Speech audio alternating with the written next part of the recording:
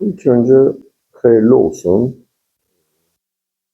İkinci Samir'in açıklamasında gördüm ki, yani böyle ulduz futbolçuları bir ay evvel, 2 ay evvel bunları elde etmək olmur.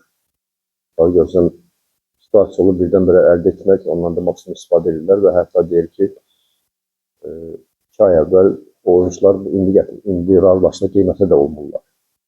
Belə situasiyalar var ki, bəzən biz oyundan ayaqlaşmalıyıq. Belə də hər birisi var. Yəni, biz keyfiyyətli hücumçudan biz qaçmamışıq. Həmişə onu əldə etmək istəmişik. Əgər bizim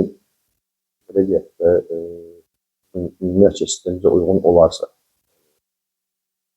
heç də biz az məbləğ bu yay ayında, ümumiyyətlə keçən ildən də belə heç az məbləğ biz təklif eləməmişik.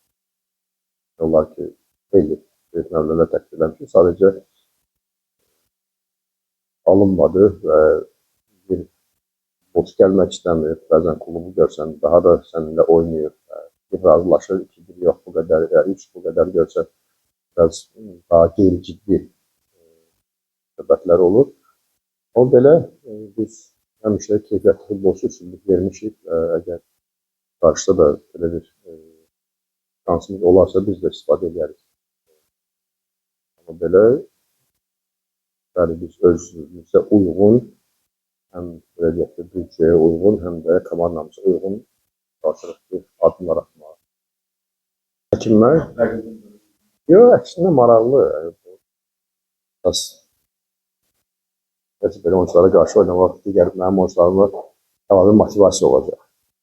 Onlar daha ciddi olacaqlar, daha da məsuliyyətli olacaqlar.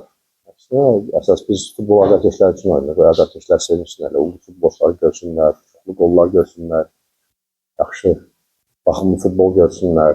Onun heç bir belə deyək də narahat etmirlər. Əksinə biz bu halları sevmirik.